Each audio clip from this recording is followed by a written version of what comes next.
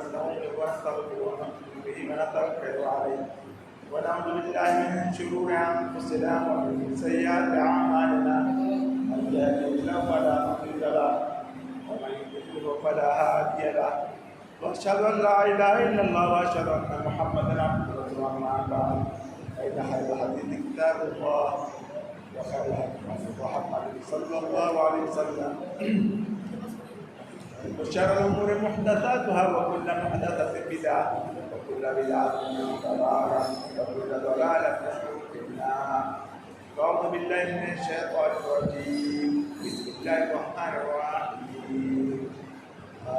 القرآن المجيد بل عجبوا من جاء منذر وقالوا هذا شيء عجيب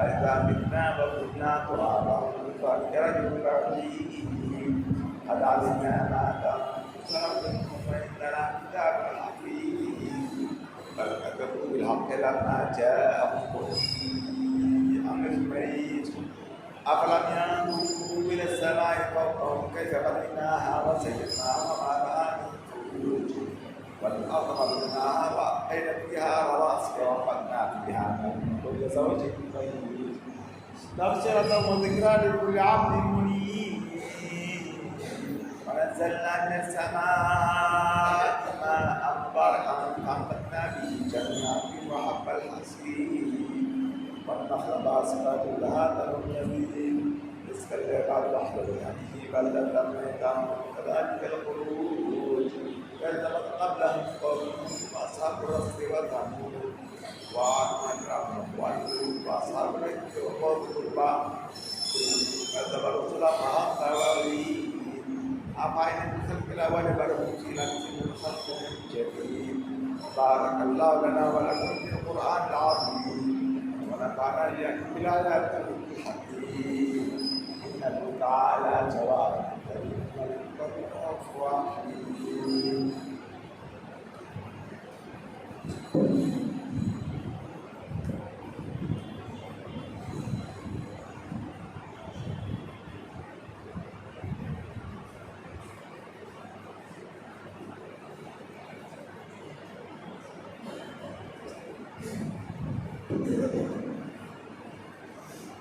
الحمد لله كما ينبغي لجلال وجهه وعظيم سلطانه والصلاة والسلام على من بعث بشريعة البيضاء محمد وعلى آله وأصحابه البرية ومن تبعهم بإحسان إلى يوم الدين وبعد. قال الله تعالى في القرآن المجيد والفرقان الحميد وإن لكم في الأنعام لأجرا نسقيكم مما في بطونها من بين فرث ولبن لبن خالصا سائغا للشاربين. برادر اسلام حاضرین جمعہ، سب سے پہلے بہلوس وحدہ لا شریک کی تمام تعریف اور بڑائی اور بزرگی لائق اور زیبا ہے، جس نے ہمیں اشرف المخلوقات بنا کر اس ہوئے زمین میں اپنی عبادت کے لیے مبعوث فرمایا ہے۔ اس کے بعد ہمارے آخر نبی محمد رسول اللہ صلی اللہ علیہ وسلم کا درود السلام نازل اللہم صلی علیہ وبارک علیہ۔ برادر اسلام،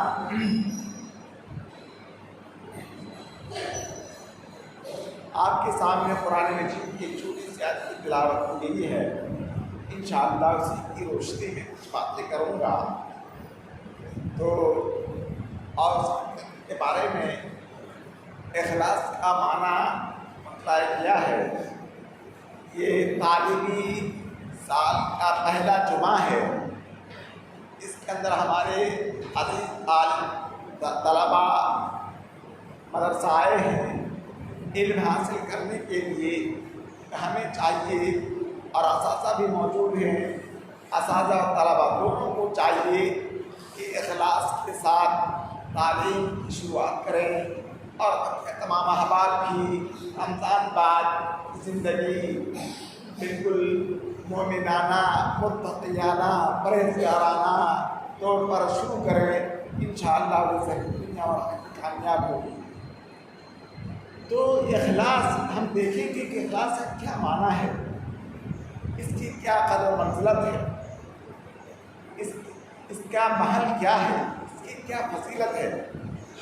اگر کسی کے اندر اخلاص نہ پایا جائے ان کو کیا کرنا چاہیے، کیسے اخلاص کو پیدا کیا جائے اور اس کے منافیوں سے کیسے بچا جائے، انہی چند امور کو میں قرآن حدیث کی روشنی میں کہنے کی کوشش کروں گا۔ سب سے پہلے آتے چلیے اخلاص کا کیا معنی ہے۔ اخلاص کا معنی یہ تجرید الشیء و تخلیصہ من غیرہ، کسی چیز کو الگ کرنا، اس کو پیور کر لینا کسی چیز کے لیے۔ اللہ رب العالمین کے ارشاد ہے، کیا انسانوں وَإِنَّ لَكُمْ فِي الْأَنْعَامِ لَعِبْرَةً، تمہارے لیے چوپایوں میں بہت بڑی نشانی ہے کہ چوپائے کے تھن میں دودھ آتا ہے خون اور گوبر کے بیچ سے، بالکل تازہ اور فریش دودھ آتا ہے۔ کیا دودھ کے اندر کوئی گوبر کی ملاوٹ ہوتی ہے؟ کیا دودھ کے اندر کسی خون کی ملاوٹ ہوتی ہے؟ اگر خون کی ملاوٹ ہو جائے، گوبر کی ملاوٹ ہو جائے تو وہ دودھ پینے کے لائق نہیں رہ جائے گا۔ اسی طریقے سے ہمارا عمل اگر خالص اللہ کے لیے نہ ہو تو وہ ہمارا عمل قابل قبول نہیں ہوگا اور رہے گا اور بیکار چلا جائے گا، اور ذرہ برابر بھی ہماری عبادت ہم کو اجر ثواب نہیں ملے گا۔ تو جس طریقے سے دودھ اسی وقت پینے کے لائق ہوتا ہے اور دودھ ہوتا ہے جب اس کے اندر گوبر اور دودھ اور خون کی ملاوٹ نہیں ہوتی ہے، لیکن اگر اس کے اندر گوبر کی ملاوٹ ہو جائے، پیٹ میں دودھ بھی ہے، گوبر بھی ہے، خون بھی ہے، لیکن تھن سے جو دودھ آتا ہے بغیر گوبر اور خون کی ملاوٹ کے وہ تازہ اور تو پینے کے لائق ہوتا ہے۔ اسی طرح ہمارا کوئی بھی عمل ہوگا جو صرف اللہ کو راضی کرنے کے لیے اور اللہ کو خوش کرنے کے لیے، تبھی وہ ان اللہ مقبول ہوگا، ورنہ ہمارا عمل مردود ہو جائے گا، بیکار ہو جائے گا۔ اسی طریقے سے اللہ رب العالمین کی دوسری جگہ ارشاد ہے، قُلْ إِنَّ صَلَاتِي وَنُسُكِي وَمَحْيَايَ وَمَمَاتِي لِلَّهِ رَبِّ الْعَالَمِينَ۔ کہ انسانوں، اے محمد صلی اللہ علیہ وسلم آپ کہہ دیجیے کہ میری نماز، میری قربانی، میری زندگی، میری موت تمام اللہ رب العالمین کے لیے ہے اور اس کا کوئی شریک نہیں ہے اس میں۔ اور اصطلاح میں اخلاص کہتے ہیں کہ کسی عمل کو، جو بھی عمل کیا جائے، نماز ہو، روزہ ہو، حج ہو، زکوٰۃ ہو، دان ہو، خیرات ہو، صدقہ ہو، کوئی بھی امر بالمعروف ہو، نہی عن المنکر ہو، کوئی بھی عمل ہو، کوئی بھی نیک عمل ہو، اگر اس کے اندر ہماری نیت صحیح ہے، اللہ کے لیے ہے، تو اللہ رب العالمین اس کو ضرور قبول فرمائے گا، اس کا ہم کو نیکی ملے گی۔ اسی طریقے سے اخلاص کی بہت زیادہ قدر و منزلت ہے۔ اخلاص کو سمجھنے کے لیے علماء اسلام نے دو طریقہ اپنائے ہیں۔ جس طریقے سے ایک جسم ہے، اگر جسم میں ہر وقت ایک ہوا اندر جاتی ہے اور آتی ہے، جس کو ہم سانس کہتے ہیں یا جان کہتے ہیں، یہ ہوا اگر رک جائے تو اس جسم کو ہم کیا کہیں گے؟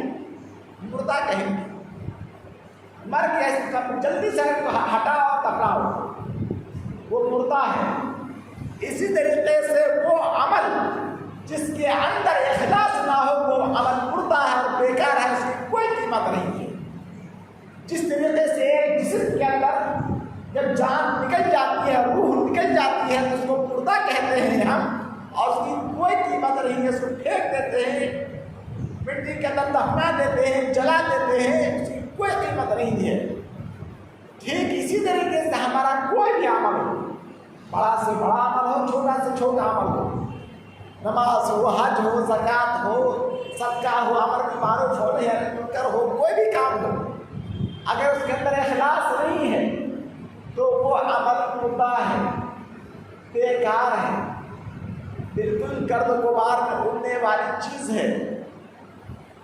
اسی طریقے سے اس کی دوسری مثال یوں دی جاتی ہے اخلاص کو سمجھنے کے لیے کہ کوئی بھی آپ بلڈنگ بناتے ہیں، بلڈنگ بنانے کے لیے سب سے پہلا کام کیا کرتے ہیں؟ اس کی بنیاد ڈالتے ہیں، زمین کے اندر کھودتے ہیں، اور کھودنے کے بعد اس کی بنیاد ڈالی جاتی ہے، سیمنٹ چھان کا، مٹی بالو، ان تمام چیزوں سے اس گھر کو بنایا جاتا ہے۔ اگر کوئی شخص بنیاد نہ ڈالے اور صرف دیوار کھڑی ہوگی نہیں ہوگی۔ تو جس طریقے سے ایک عمارت کی بنیاد کے بغیر تصور نہیں ہے، اسی طریقے سے کوئی بھی ہمارا عمل بغیر اخلاص کے بیکار ہے اور اس کی کوئی حیثیت نہیں ہے۔ اسی طریقے سے اللہ رب العالمین کا ارشاد ہے افمن اسس بنیانہ علی تقوی من اللہ ورضوان خیر ام من اسس بنیانہ علی شفا جرف نہار فنہر بہ فی نار جہنم۔ کیا وہ شخص جو اپنے اعمال کی بنیاد تقوی پر رکھا، بھلائی پر رکھا، وہ اس مانند ہوگا جنہوں نے اپنے اعمال کو ریاکاری، دنیا داری اور غیر اخلاص کام کیا؟ تو کیا دونوں برابر ہو سکتے ہیں؟ ریاکاری ہمیں جہنم میں لے جانے والی چیز ہے۔ اسی طریقے سے اللہ رب العالمین نے فرمایا وَقَدِمْنَا إِلَىٰ مَا عَمِلُوا مِنْ عَمَلٍ فَجَعَلْنَاهُ هَبَاءً مَنثُورًا۔ ایک انسان بہت زیادہ نماز پڑھتا ہے، بہت زیادہ روزہ رکھتا ہے، بہت زیادہ عمرہ حج کرتا ہے، لیکن اخلاص نہیں، اللہ کے لیے نہیں، ریاکاری کے لیے، تاکہ لوگ ہم کو نمازی کہیں، تاکہ لوگ ہم کو حاجی صاحب کہیں، تاکہ ہم کو فلاں فلاں صاحب کہیں۔ اگر یہی مطلب ہو تو اللہ رب العالمین کے اعمال کو ہواؤں میں اڑنے والے ذرات کی طرح کر دیں گے اور اس کی کوئی حیثیت اور کوئی قیمت نہیں ہوگی۔ اسی طریقے سے اللہ رب العالمین نے دنیا میں موت اور زندگی کو پیدا کیا۔ اللہ رب العالمین کے ارشاد ہے لِيَبْلُوَكُمْ أَيُّكُمْ أَحْسَنُ عَمَلًا خَلَقَ الْمَوْتَ وَالْحَيَاةَ۔ اللہ رب العالمین نے موت اور زندگی کو پیدا کیا۔ دنیا میں جتنی بھی مخلوقات ہیں، ہاں وہ ذلیل العقول ہو یا غیر ذلیل العقول ہو، انسان ہے، جنات ہے، مویشی ہے، کیڑے مکوڑے ہیں، جتنے بھی جانور ہیں، حیوانات ہیں، جس کے اندر بھی جان ہے، اس کو ایک نہ ایک دن موت آ کر رہے گی، اس کو موت آئے گی۔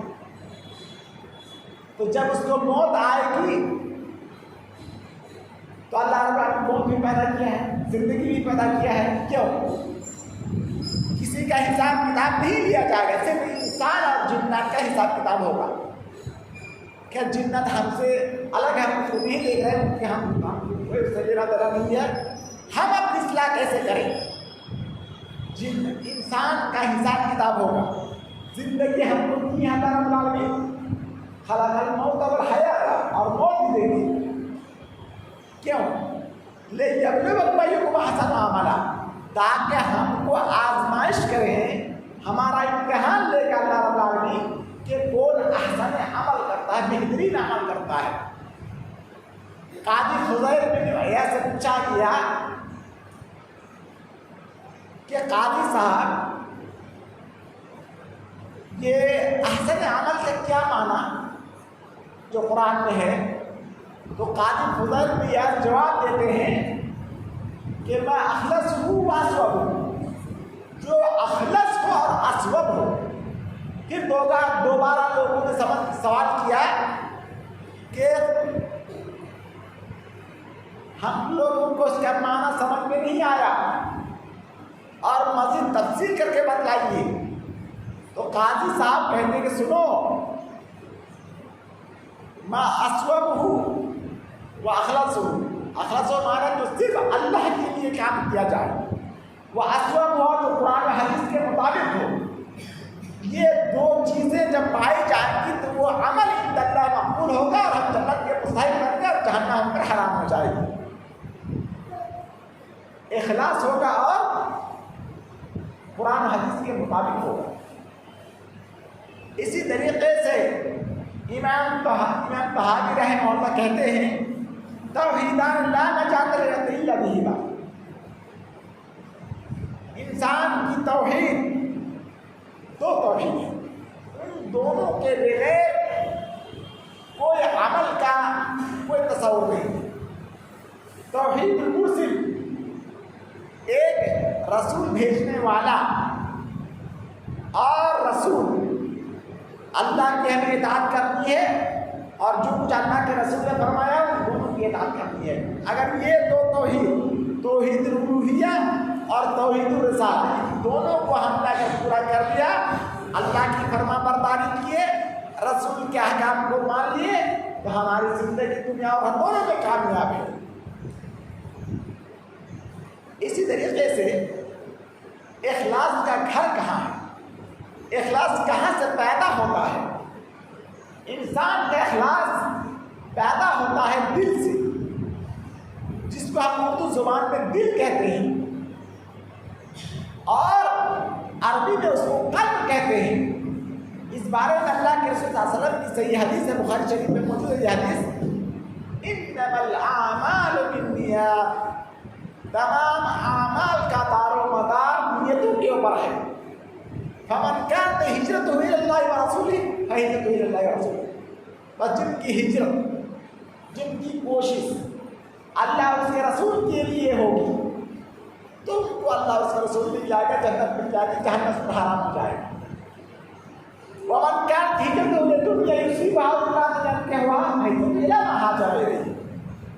اور جو شخص دنیا کمانے کے لیے ہجرت کیا، کسی اور کو شادی کرنے کے لیے ہجرت کیا، تو ان کی ہجرت اسی کے لیے ہوگی جس کے لیے انہوں نے کیا تھا. تو ہمیں چاہیے کہ اخلاص کے ہم اپنے اندر پیدا کریں اور اخلاص اور نیت کی وجہ سے ہم کو اجر ملے گا.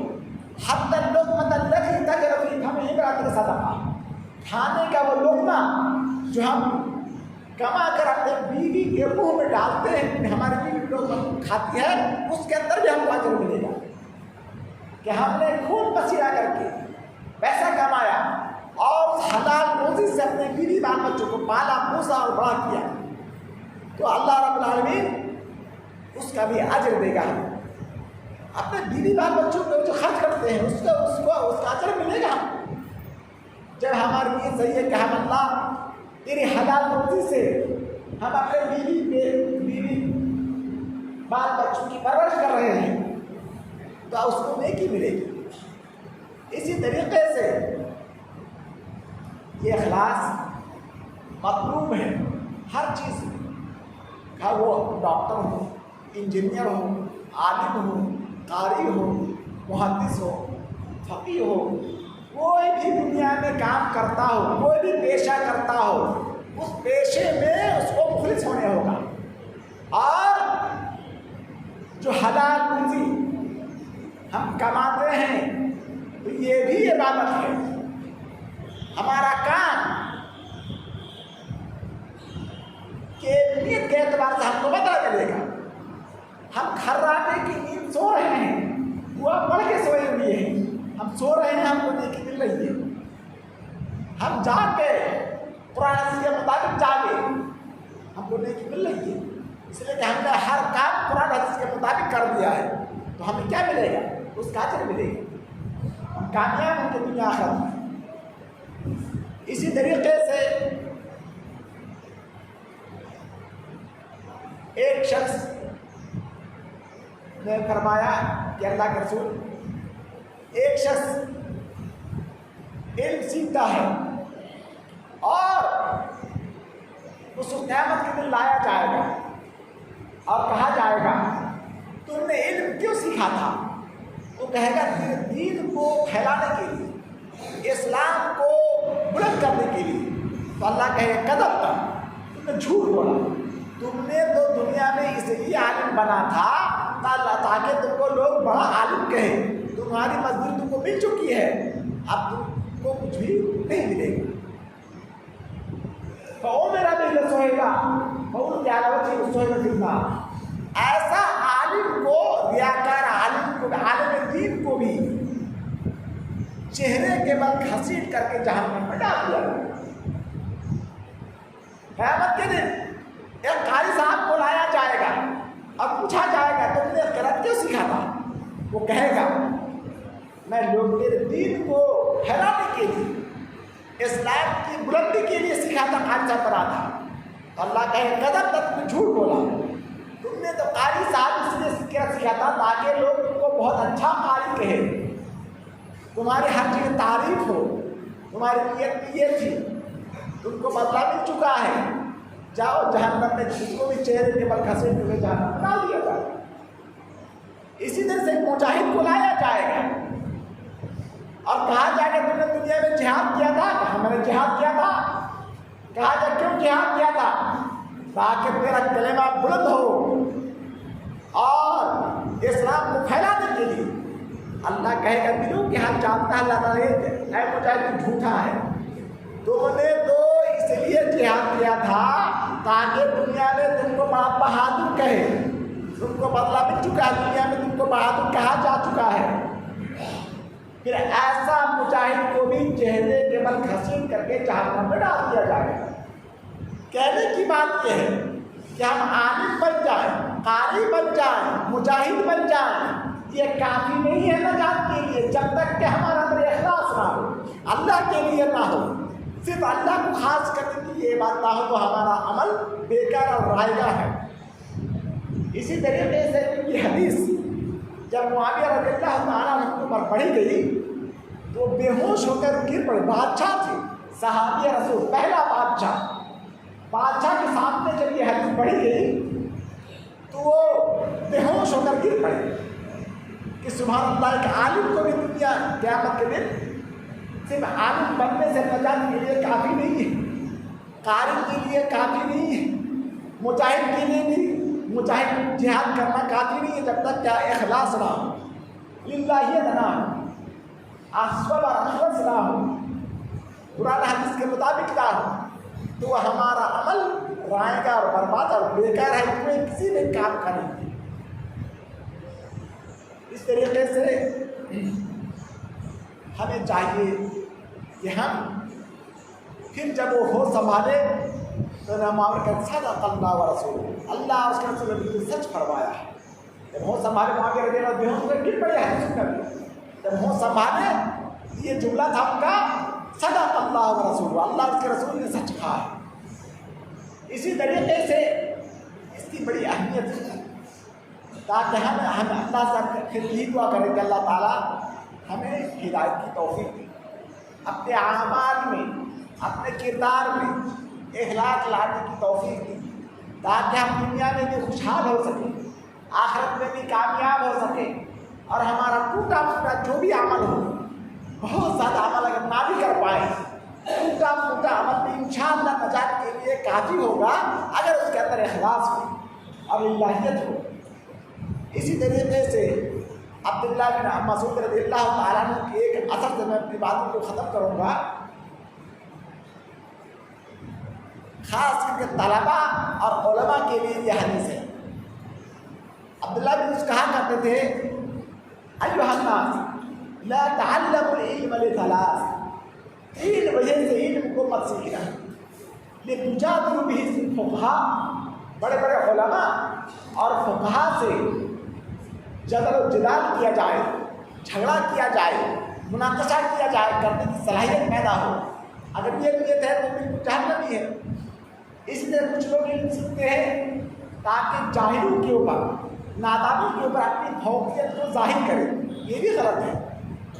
کہ تمہارا بھی صبح آپ عالم ہیں، ٹھیک ہے، آپ علم جانتے ہیں، لیکن اس علم کو تواضع کے ساتھ، عاجزی اور انکساری کے ساتھ دوسروں تک پہنچا دیجیے، اور آپ کے اندر، ہمارے اندر ذرہ برابر بھی گھمنڈ نہیں ہونا چاہیے۔ تیسری چیز جس کے لیے منع کرتے تھے عبداللہ بن مسعود، اور یہ دوسری کچھ الناس نہیں، کچھ لوگ علم سیکھتے ہیں قرآن حدیث کا علم، تاکہ تمام لوگوں کی توجہ اپنے طرف مبذول ہو جائے اور اسی کے سب اسی کی طرف مائل ہو جائے.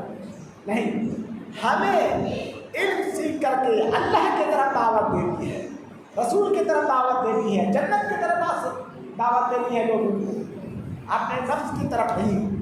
اب اللہ رب العالمین سے دعا کہ اللہ رب العالمین اس کی ہدایت دے اور ہمیں اخلاص پیدا کرنے کی کوشش میں کامیاب کرے، جنت کا راستہ کو اپنانے کی توفیق دے، جہنم سے بچنے کی توفیق دے. عباد اللہ رحمکم اللہ، ان اللہ یامر بالعدل والاحسان وایتاء ذی القربى وینہی عن الفحشاء والمنکر والبغی یعظکم لعلکم تذکرون. اذکروا اللہ یذکرکم واذکروہ کثیرا وذکروا اللہ کثیرا.